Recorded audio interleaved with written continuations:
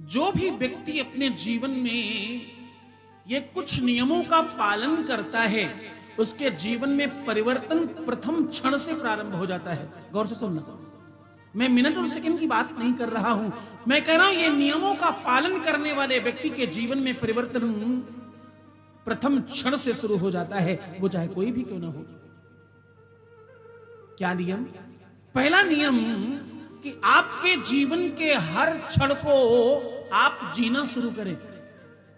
अब आप कहेंगे मैं तो जीती हूं या जीता हूं, नहीं, तुम अपना जीवन काट रहे हो, जी नहीं रहे। तो एक एक क्षण अपने जीवन को जीना प्रारंभ करो और उसको ध्यान से देखकर समझकर एक एक कदम आगे बढ़ाओ और उसका आनंद लेते रहो। उस पर जब तुम फोकस करते हो, उस पर तुम जब ध्यान देते हो तो वो क्षण मूल्यवान हो जाता है। ये पहला नियम। और दूसरा नियम, जब आप रात्रि में विश्राम करने जा रहे हैं, जब आप रात्रि में सोने जा रहे हैं, तो उस समय अपने माथे पर, अपने शीश पर हाथ रखकर अपने आप को खूब आशीष दिया करो, खूब आशीर्वाद दिया करो। क्यों? तुमसे ज्यादा तुमको कोई समझता नहीं है, तुमसे ज्यादा ना कोई तुम्हें समझता है, ना कोई जानता है, और ना तुमसे ज्यादा तुमको कोई प्रेम कर सकता है। तुम अपने आप को सबसे अधिक प्रेम करो और तुम ही अपने आप से सबसे ज्यादा प्रेम करते हो, दोनों ही बातें।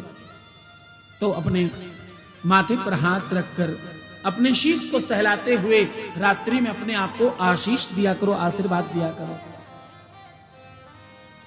अगर तुम्हारे हर रोम में, हर अंग में परमात्मा का वास है, अगर ये सत्य है कि प्रातः उठकर हाथ देखकर ब्रह्मा, विष्णु, महेश, सरस्वती और सभी देवताओं का आवाहन करना चाहिए और उनका दर्शन करना चाहिए, तो वो रात्रि में भी हैं, उनको मानकर आपको अपने आप को आशीर्वाद देना चाहिए।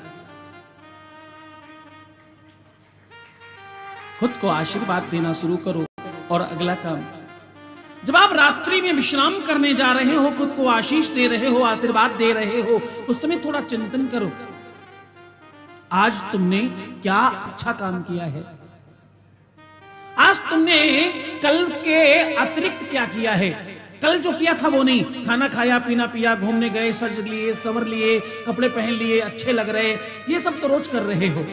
कल से भिन्न आज तुमने अलग क्या किया है और वो खास क्या है, उसमें तुमने क्या अच्छा किया है और क्या बुरा किया है। जो बुरा किया है वो कल नहीं करेंगे, जो अच्छा किया उसको कल और बढ़ाएंगे। जो तुम्हें अच्छा लग रहा हो तुम उस पर ही ध्यान दो।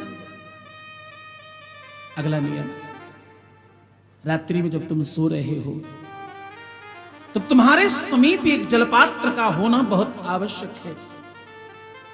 क्यों? ऋग्वेद कहता है जब तुम सो रहे होते हो, जब तुम शयन कर रहे होते हो, उस समय तुम्हारे शरीर से तुम्हारी आत्मा भ्रमण करने निकल पड़ती है और उस समय अलौकिक शक्तियां तुम्हारे आसपास में होती हैं। जल जीवित देवता है।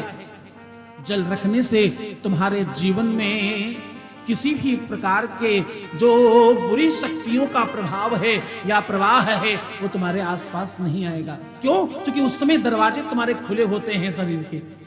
उस समय तुम्हारा आंख, नाक, कान, मुंह सब खुला है, कुछ नहीं तुम्हें पता। कोई भी शक्ति समा सकती है, प्रवेश कर सकती है, इसलिए अपने दाहिनी तरफ जलपात्र स्थापित करके रखें। जरूर रखना चाहिए। वो जल तुम्हें पीने के लिए ही है, तुम्हारे अपने लिए ही है, लेकिन उसे रखना जरूर चाहिए और दाहिनी तरफ रखना चाहिए। ऋग्वेद कहता है इससे शारीरिक पुष्टता होती है, शारीरिक रोग कम आते हैं और अलौकिक शक्तियां जो सकारात्मक हैं वो आपका पोषण करती हैं और नकारात्मक शक्तियां तुमसे दूर रहती हैं। और अगला नियम, सुबह जब उठते हो तो अपनी ये आगे की सबसे आखिरी वाली जो लाइन है, इन दोनों लाइनों को आपस में मिला लें। अरे वही वाला जिसे तुम चंदा मामा बना करके अपने पति पत्नी की सुंदरता के लिए बातें बनाते रहते हो, उसी को आपस में जोड़ लीजिए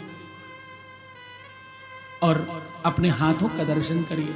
तुम्हें श्लोक आता है तो पाठ करो, नहीं आता कोई खास बात नहीं, बस प्रणाम करो। अपने हाथों को देखो, क्योंकि ये कर हैं और ये तुम्हें कर्म करने की प्रेरणा प्रदान करेंगे।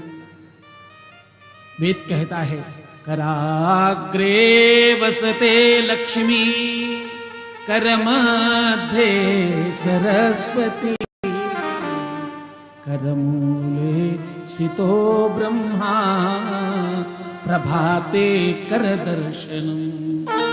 सुबह सुबह प्रातः अपने हाथों का दर्शन करना चाहिए, और जब तुम सुबह उठते हो ना तो जी भरकर धन्यवाद करो। थोड़ी देर हाथ जोड़कर तुम्हें प्रार्थना करना सिखा रहा हूं, तुम्हें जीवन जीना सिखा रहा हूं। ये ऋग्वेद का अंक है, इसे जरूर समझना। प्रातः उठो तो हाथ जोड़कर आंख बंद कर कर सबको धन्यवाद करो। धन्यवाद मेरे वस्त्रों को जिन्होंने मुझे श्रृंगारित करके रखा और सुंदर बनाकर रखा। धन्यवाद मेरे वाहन को जो मुझे दिन भर लेकर डोलता है। धन्यवाद उस परमात्मा का जिसने श्वासें दी। धन्यवाद उस परमात्मा का जिसने भोजन दिया। धन्यवाद उस परमात्मा का जिसने जीवन दिया। धन्यवाद उस परमात्मा का जिसने हमें वो बुद्धि और विवेक दिया कि हम अच्छे काम और श्रेष्ठ काम कर सकें।